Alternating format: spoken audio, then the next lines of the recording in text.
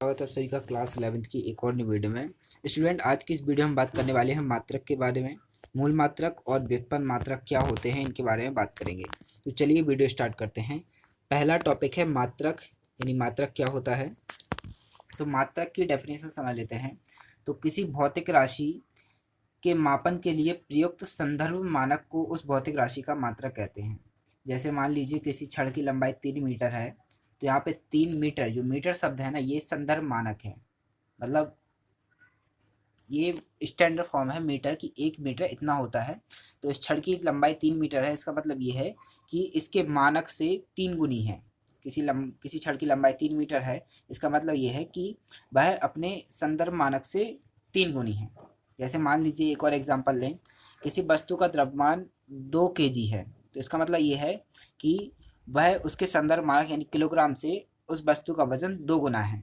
ठीक है, तो इस तरीके से इनका मापन करते हैं। तो मात्रक की डेफिनेशन सिंपल है, किसी भौतिक राशि के मापन के लिए प्रयुक्त संदर्भ मानक को उस भौतिक राशि का मात्रक कहते हैं। जैसे एक और एग्जांपल ले, जैसे 3 लीटर दूध है, तो इसका मतलब ये है कि इसके संदर्भ मानक लीटर से 3 गुना दूध है।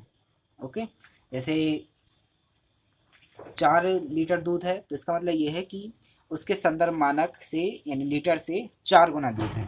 ओके, तो मात्रक की बात करें तो मात्रक 2 प्रकार के होते हैं, एक होता है मूल मात्रक, एक होता है व्युत्पन्न मात्रक। तो पहले बात करते हैं मूल मात्रक की। तो मूल मात्रक, इससे पहले हमने मूल राशियों के बारे में पढ़ा था।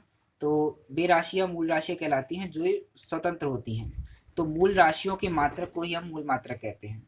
सिंपल सी डेफिनेशन इसकी, मूल राशियों के मात्रकों को ही मूल मात्रक कहते हैं।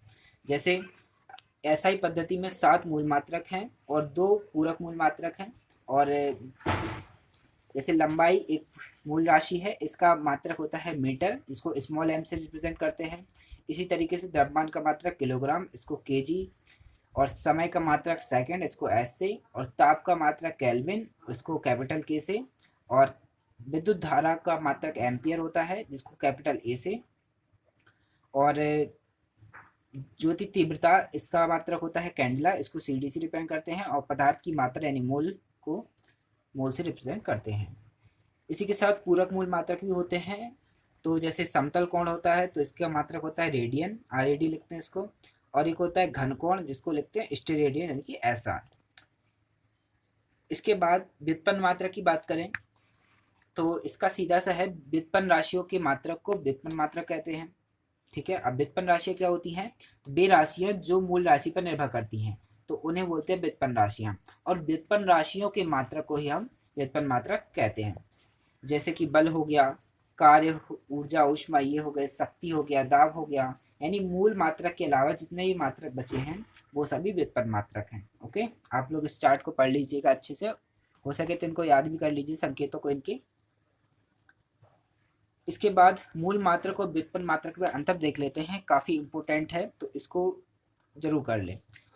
जैसे मूल मात्रक और व्युत्पन्न मात्रक, तो मूल मात्रक में पहला अंतर ये है दोनों में कि मूल राशियों के मात्रक को मूल मात्रक कहते हैं और व्युत्पन्न राशियों के मात्रक को व्युत्पन्न मात्रक कहते हैं।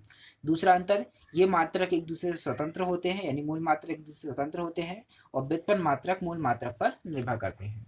और ऐसा ही पद्धति में 7 मूल मात्रक होते हैं और व्युत्पन्न मात्रक की संख्या सीमित है, नहीं है।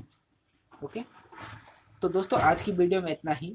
वीडियो कैसा लगा कमेंट करके ज़रूर बताइएगा और इसे अपने दोस्तों के साथ शेयर भी कर दीजिएगा, ताकि ज़्यादा से ज़्यादा स्टूडेंट इस वीडियो से लाभ ले सके। चलिए मिलते हैं एक और न्यू वीडियो में, तब तक के लिए जय हिंद, वंदे मातरम।